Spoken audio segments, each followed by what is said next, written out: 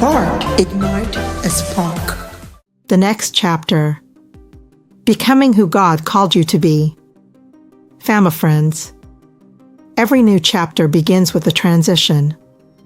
The challenge is that we often become so comfortable with what we know that we struggle to recognize what God is doing next. We hold tightly to yesterday because yesterday is familiar, even when God is already calling us toward tomorrow. But the God who brought you through your last season is the same God who is preparing you for your next chapter. IMPART's 2-year anniversary is not just a number on a calendar, it is a testimony. It means a word was planted, a voice kept showing up, and a people kept listening. Anniversaries are dangerous moments in the life of anything God is building, because they tempt us to either coast on what has already happened or shrink back from what has not happened yet. But the God who brought you this far is rarely a God who leaves you standing still at a milestone. He uses milestones as launching pads. This is why Isaiah 43 was spoken to a people who had already seen God part the Red Sea and defeat Pharaoh's army, the former things of verse 18. And yet God still says, do not dwell on the past. Isaiah 43 verse 19 declares, see, I am doing a new thing now, it springs up, do you not perceive it? Notice that God says, see. This means that the new thing may already be happening, but our eyes may not yet be open to recognize it. The problem is not always that God is not speaking. Sometimes the problem is that we are too distracted by what was to perceive what is becoming. 1. God is a God of new beginnings. God is never limited by your past. Your failures do not disqualify you from your future, and your mistakes do not cancel God's purpose for your life. When God calls you into a new chapter, He is inviting you to release the identity you built around your past and embrace the identity He has prepared for your future. 2 Corinthians 5 verse 17 Therefore, if anyone is in Christ, the new creation has come, the old has gone, the new is here. 2. You cannot enter the new while living in the old. There are moments when God asks us to let go. Let go of bitterness. Let go of fear. Let go of regret. Let go of unhealthy relationships. Let go of the need to control everything. Let go of the version of ourselves that no longer reflects who God is calling us to become. The children of Israel could not enter the promised land while constantly longing for Egypt. Egypt was familiar, but the promised land was their destiny.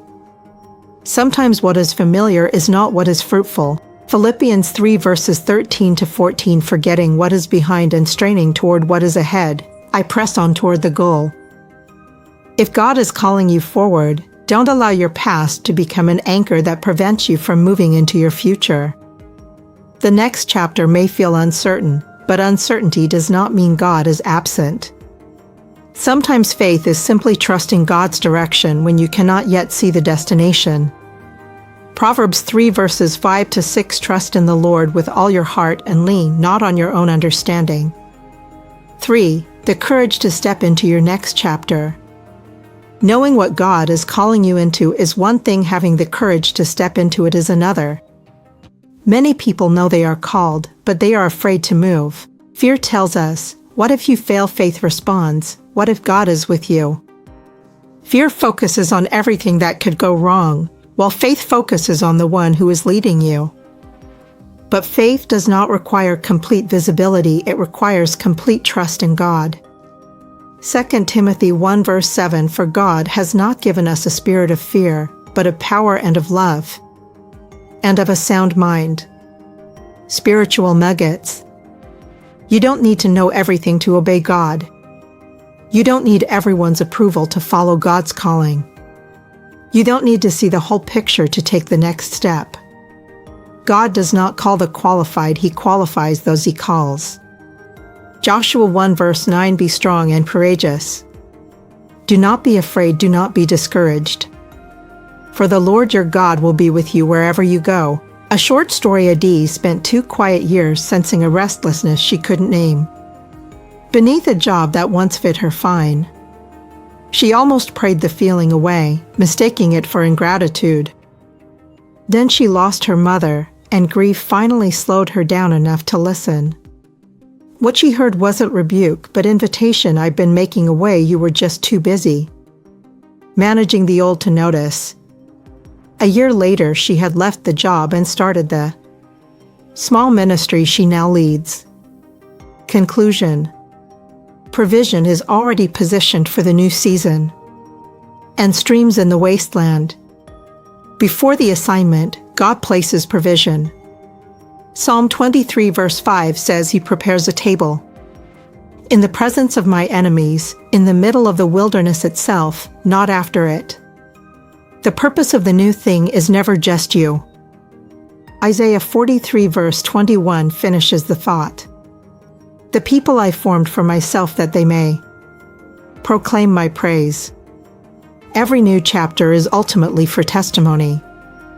1 Peter 2 verse 9 calls us a chosen people, that you may declare the praises of Him, who called you out of darkness. So what is God calling you into? Perhaps not a title or a platform, but a posture, attentive. Released from the former things, perceiving what is already springing up. The same God who sustained 2 years of this work is not done writing. He is not asking you to predict the next chapter only to proceed it. Walk into the wilderness without fear, and trust the stream is already flowing ahead of you. Tarizibs. IMPART. Ignite a spark.